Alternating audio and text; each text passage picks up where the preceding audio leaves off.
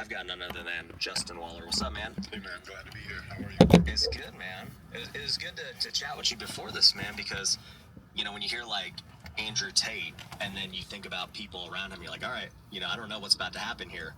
Like, am I going to get, like, some ultra male guy, and, like, what are we doing? No, man. I'm a guy just like you, bro. So, just like everybody.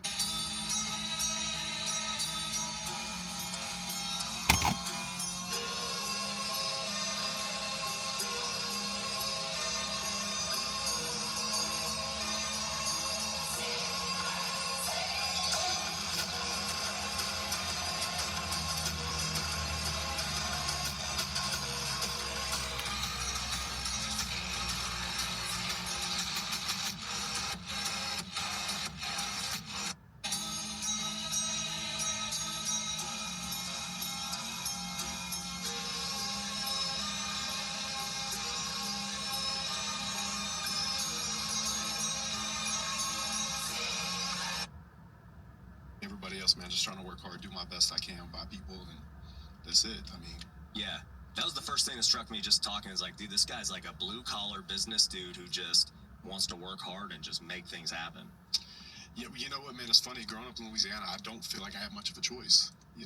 Like I was telling you, the reason I moved to Miami is because I was looking for more consciousness. There were bigger things. Even coming in this building, Yeah. seeing this building, Mm-hmm. everything that you built here, me and Thomas, when I leave here, I'm like, we need an office in Miami like this. We need to be pushing it like this. Yeah. And so, like, I had the same feeling when I walked into Brad Lee's office Yeah. recently. I'm like, all this is possible. Yeah. And so, a lot of times, it's like, if you're in a place where there's not an atmosphere that lends itself to you growing, sometimes that's when it's time to go. And that's what it was for me. And even situations like walking through this building right now, it's like, man, all of this is possible. So it's good, man. I love to work, and I love to see people at work, and I just get inspired by it, just like everybody else, man. Mhm. So it's Yeah. a good thing. Yeah, the same things happened for me. I mean, like, I went to Cardone's office in Miami, and he had this giant event center in the office. I was like, guys, we're getting a giant event center. Yep. We're just going to do it. And then within a month, I got rid of all the cubicles and everything. I was like, we're going to be throwing more events. This cannot be overstated. Most women have absolutely no conception of the sheer amount of effort and time and skill and resource that goes into getting you, because you don't see it. It all happens before you say yes. When a guy approaches you in a bar on the street and chats you up, and you're attracted to him enough to give him your number, or when you match with a guy on a dating app, you text back and forth, and you're attracted enough to actually meet up with him, how long does the whole interaction take place? Just a few minutes in the first case, and probably. It's so true too, because you have a choice when you see that. You can be like, oh, I'm not doing well, or I'm not doing this, or you can get inspired by it and say, no, I just didn't know. Now I saw it. Let me go create it. And I think a lot of life is that. For Like, sure. I wouldn't have bought real estate if it weren't for guys like Cardone or the other YouTubers out there that were bigger pockets. Yep. In fact, one of my favorite things to do still is to drive my properties on a Saturday morning when I'm in Louisiana, listening to Bigger Pockets, Wow. because they have that uplifting energy about Yeah. them. A lot of storytelling of how people did it, and I think that listening or seeing things allow you to grab more consciousness and let you know it's possible. Yeah. I always talk about, like, I spent a lot of time alone in my 20s, but I really wasn't spending time alone. I was spending time with YouTubers, seeing what was possible and just not getting to talk back. You know what I'm saying? Just getting inspired. Yeah, and for a young man, I think that's really important. A lot of times, being a young man is about shutting up and listening. And I do think I got that right in my 20s for sure. So Yeah. I had a lot of mentors, and I had a lot of YouTubers I looked up to. And so when I was able to create that visual picture in my mind, it made it a lot easier to go build it, because I knew which direction I was going to go. Yeah, I mean, back then, you're talking in your 20s, so, let's just say a decade ago. Yeah. Like, YouTube was still, like, nowhere near where it is today, right? Like, No. who were the guys back then? Because when I got started 10 years ago, it was Bigger Pockets for me, too. Yeah, so Bigger Pockets was a big deal. I genuinely believe I learned how to underwrite watching Grant Cardone underwrite. And I'd get so mad because he'd wing the math. And so if he was wrong by like a couple $100, I'm like, I'd have to redo it. But I'd sit there, and I had a big TV set up, and I'd hook my computer into it so it was like really big in my face, and I'd have whiskey right here, and I'd have my pen and my piece of paper, and I'd get a whiskey or two in, and I'd do it every night, man, until I understood net operating income and debt service and everything. And he was very helpful. I watched a lot of Brandon Carter videos. Okay. Yeah. Yep. Which is funny. Brandon spoke at my last event. Yeah, dude, if you don't like Brandon Carter, it's kind of like the Ed Marlette thing. Yeah, yeah. He's like, bro, if you don't like Brandon Carter and Ed Marlette, bro, Yeah. don't talk to me. Yeah, You know? yeah. That's some solid guys, man. So I'd watch them. I'd watch a little Graham Stephan. Yep. You know, I'm gonna do something with him later today. God, man, there's so many guys I used to watch. Yeah. And that's at YouTube. I feel like I learned more from YouTube than I probably did in all of school. Like, okay, 10 years ago, I mean, you mentioned like there wasn't that many options. And then Right. today you look at the YouTube landscape and you're like, man, dude, can watch you. Like, Right. you want to learn certain things, you can go watch you. You want to learn certain things, you can watch me. You can watch these other guys. Like, there's so much knowledge from guys who are actually doing it now. 1000%, man. And a lot of times now when I think about doing business, I think it's almost suicide in a way not to at least try to do some kind of social media. Oh, So for sure. so people can at least trust you. You know, like when people walk up to you and they're like, you know, you've helped me so much, or you've done all this, they get to know you. Mm-hmm. You know, even though you don't have like, and when you meet them, for me, I feel like they know me in a way, and I think that makes it a whole lot easier to trust somebody or listen to somebody. So I'm really glad I did it. I can tell you, one of the biggest challenges in my life was overcoming, because I'm from the South, is very be seen, not heard. Yeah. And I had to really get over that, and it was probably one of my biggest struggles. Yeah, how does a guy who's a blue collar guy, I mean, you do steel, and Yeah. you know, your construction company is very successful. You guys are doing all this new construction development, everything. You've been doing it for over a decade now. Like, most construction guys would be like, what are we gonna turn a camera on? What are you crazy? Like, what are Yeah. we doing? Well, you know, we can't put cameras on the jobs. Yeah. So I post on Twitter almost every day because I want to promote blue collar guys. Yeah. You know, I have this campaign out right now. It's called Buy a Man a Beer. And basically what it is if you see a guy buying his lunch, like, cover it for him. Like, you know, like, we live in a world where guys that go on YouTube are people that do certain things on Instagram or TikTok. They get idolized. Yeah. But the guys that build this country don't get the respect they deserve, man. And just because I've been so close to it and I've actually done it for so long, it just means something to me, because I think about when I walk down the street in Miami and I see those guys in those hard hats and they're sweating and they've been at work all day. You could tell they had to bring their lunch with them, and they're really risking their lives in a lot of ways, especially in these high rises. My guys hanging steel. Yeah. There's nothing to catch you if you fall, so you need to tie off. It's Yeah. concrete. That's what's going to catch you. And man, it's just, these guys build the world. Everything we're doing, everything in this room right now is because some guy woke up and put a tool belt on. Mm-hmm. And I just refuse to overlook that. Yeah. I can't forget that Well, I point mean, where I came from. For me, I mean, I built my career flipping houses. So it's like, Yeah. I mean, in the last however many years, I flipped 500 homes. And so it's That's like, sick. these guys, I was with them. You can't do it without them. No, but I didn't do it, right? I've Right. never been a blue collar guy. Right. And it's just like, I see them and I'm like, dude, like, hats off to you.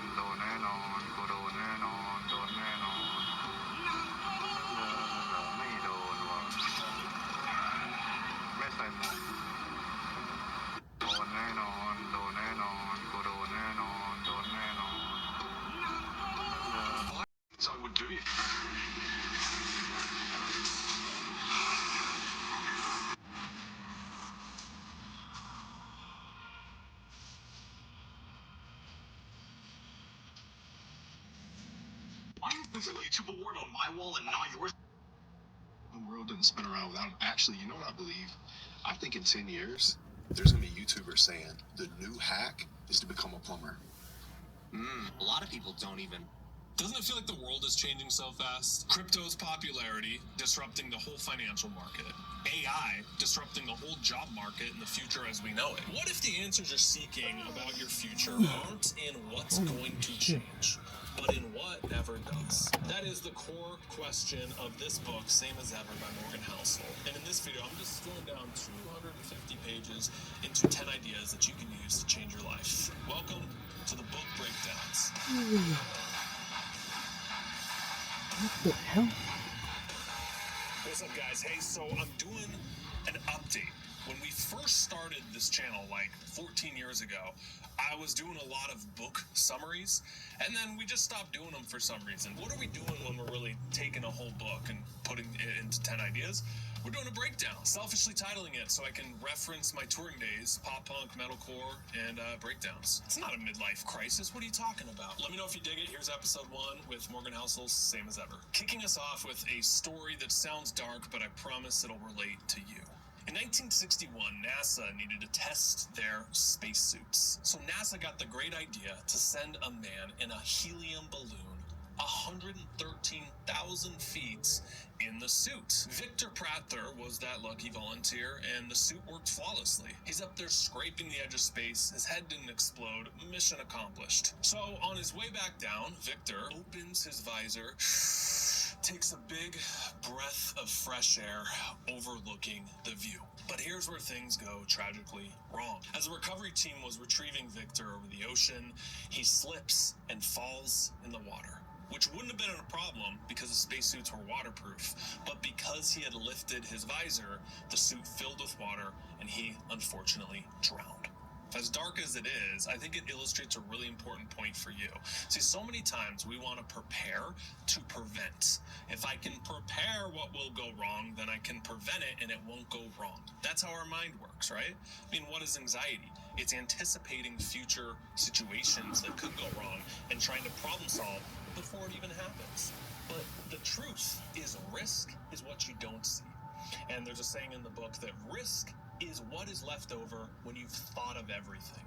Take NASA, had the most brilliant minds, best engineers, and the thing that made the mission a failure was the simple act of celebrating. Taking a visor, opening it, taking in the view. No matter how many situations you simulate or prepare for, there's always going to be something that you don't anticipate. Big idea, number 2.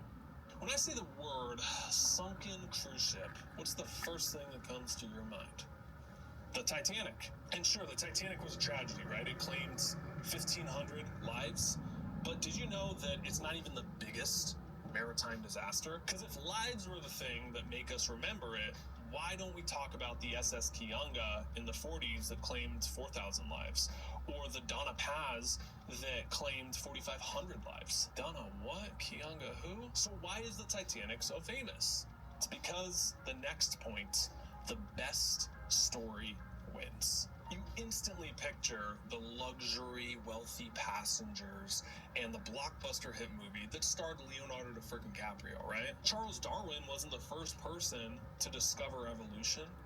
I didn't know that until I read this, but he was the one who told the most compelling story around it. In business, storytelling, also called marketing. Steve Jobs didn't just sell iPhones and computers. He told stories. Look at his presentation. There's stories. They get you bought into the vision. There's like a cult around Apple. There's a lot of people, for lack of a better word, full of that are just good storytellers that get ahead, that rise to the corporate ladder or get ahead. Why is that? Because they're presenting themselves. Their story is the best. They're able to connect with people even if they don't have credentials. This isn't saying don't have credentials or be good, but understand the balance here, that it's not the smartest person that wins. It's not the most qualified. It's the one who's telling the best story. I'm willing to bet you're already qualified enough. You just need to put yourself out there. What if you were already ready? What if you didn't need the extra certification or the extra book on the topic? What if you just needed to market yourself and tell a better story. So why do stories work so well? Why are stories so popular and get you ahead, and people, whoever tells the best story wins? It comes down to one thing: they're extremely simple. But humans, we get lost in the sauce of complexity. And that is the next point here: the illusion of complexity. Most areas in life, it can be boiled down into three things. And do this with me, all right? Take finances. Like, pretend you're the expert right now, okay? You know everything about finances. Break it down into three things. If someone comes to you and they say, how do I master finances? What three things would you tell them? First up, get out of debt. Second up, find a way to earn more than you're spending so you have stuff left over. And third off, invest it somewhere. Real estate, stocks, whatever you're comfortable with, and let compounding take over decades and do its magic. Isn't it really that simple? And yes, there's details that matter, but essentially boiled down, three things. I'll give you one personal one here on YouTube. What you're seeing right now, the content creation. I have conversations all the time with people who are so overwhelmed with how to get started. And they talk about the algorithm and lighting and, okay, how do I articulate my thoughts on camera and the script and the SEO and the tags? Who wouldn't be overwhelmed? Three things. What do we got here? Talk about something you genuinely love or you're strongly curious about, because that's going to come through on camera, and then you don't have to worry about articulation, tonality, and voice. Like just pure raw passion. Okay? Talk to one person, one market, someone who has a problem that you can solve, and don't quit for at least 2 years. That's it. And I know that works because that's what I did to get my first 1 million subs. I didn't really know anything about cameras or lighting. I have no film degree. I didn't take a single film class. I just shot on auto. Literally, whatever the camera settings was, it was like an $800 camera. I just hit record and threw up like a ring light. And that got me 1 million subscribers because I had those three things. I didn't quit. Obviously, there's layers, but simplify it down. If you're ever getting overwhelmed, what are the 2 or 3 things that really matter? Or as the saying goes, it's a simple task to make things complex and a complex task to make them simple. Which brings us to big idea number 4. Talk about complexity. There's no dude who thought more complex than Isaac Newton. Someone who you can make the case changed history more than anyone. Gave us the laws of physics, found out about the universe from him, gravity. I mean, dude's LinkedIn resume, if he was alive today, is just stacked. What if he just posts on there? I was having a conversation with a colleague the other day. Dude's really famous and smart, right?